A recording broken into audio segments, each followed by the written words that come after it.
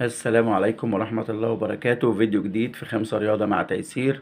وبرضو مش هقولك اعمل شير ولايك في الأول ولا اشترك في القناة. بعد ما تشوف الفيديو هسيبك لضميرك تعمل شير ولايك وتفعل الجرس وتشترك في القناة.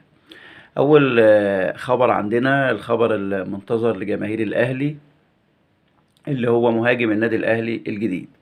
مهاجم النادي الأهلي طبعا كولر زي ما قلنا اتعرض عليه كذا لاعب، وأمير توفيق بيحاول يخلص حوالي 4 لعيبة كده يختاروا بينهم مهاجم. لكن في النهاية المهاجم اللي جاي الأهلي زي ما عرفنا هو دي سوزا. دي سوزا اللاعب البرازيلي اللي كولر مصمم عليه وعاوزه بأي شكل. المهم اللاعب خلاص تقريبا الصفقة بتخلص، وصفقته تقريبا حوالي $1,000,000. الصفقة بقت حوالي $1,000,000. كان الأول كانت $800,000 وكده، رفع الأهلي القيمة بقت حوالي $1,000,000. فتقريبا الصفقة خلاص يعني في المراحل الأخيرة، واللاعب ما لعبش آخر ماتش أو ما شاركش في آخر مباراة هناك في ناديه.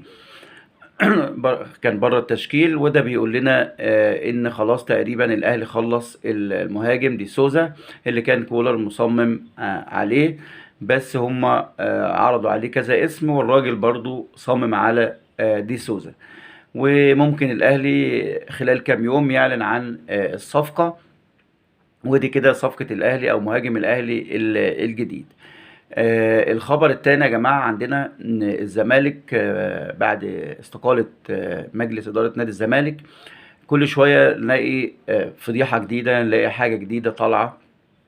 فزيزو أمس نزل على صفحته الرسمية وقال يعني ايه لاعب بيلعب سنة كاملة وما يجيبش 30% من عقده؟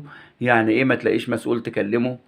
يعني ايه تدخل سنة جديدة وانت مش عارف هتعمل ايه؟ ايه العشوائية دي في الإدارة؟ وكلمة العشوائية دي في الإدارة مش زيزو بس اللي قالها، ده كان قالها أحمد رمضان مدرب فريق اليد في الزمالك. ده دليل على اللي فعلا كان في عشوائية في الإدارة، والدنيا كانت زي ما قلت لكم قبل كده خلطبيطة بالصلصة، والدنيا بايظة. بس كان الناس خايفة تقول، وقناة الزمالك ما بتتكلمش غير عن رئيس النادي السابق وامير الدهاء وعمل كذا وهيعمل كذا ومش عارف ايه، والدنيا جوه بايظه. فزيزو خرج عن صمته بعد استقالة مجلس الإدارة، وبعد طبعا موضوع عقده مع الشباب أو عرض الشباب تقريبا خلاص كانوا مدين له مهلة لحد يوم الأحد، والزمالك رفض العرض.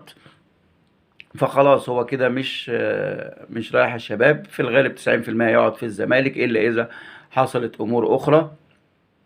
فبالتالي طلع عن صمته وقال الكلام دوت على صفحته الرسمية. يعني فعلا إدارة الزمالك كانت عشوائية، ومفيش لاعب عارف السنة الجاية هيعمل ايه. طب هو هياخد الراتب بتاعه، الفلوس كلها متأخرة. كل لاعب ليه حوالي 6 شهور، يعني منهم فتوح ليه حوالي 12 مليون، ليه 8 مليون، زيزو ليه حوالي 12 مليون. فما تعرفش الفلوس راحت فين اصلا اللي كانت جايه. واضح الفتره الجايه دي محاسبه لمجلس اداره نادي الزمالك. طيب، وزيزو نزل تاني على صفحته الرسميه بيشكر جماهير الزمالك للدعم اللي هي دعمته، بيقول ان انا زملكاوي متمسك بالزمالك، وان في حاجات قالت على السوشيال ميديا انا ماليش علاقه بيها. ودي كانت اخبار زيزو وكلامه اللي اظهر فضايح في إدارة نادي الزمالك كالعادة. بعد كده عندنا خبر بن شرقي. بن شرقي كان بيراميدز داخل في الصفقة والصفقة تعثرت، فدلوقتي بيراميدز انسحب من الصفقة خالص.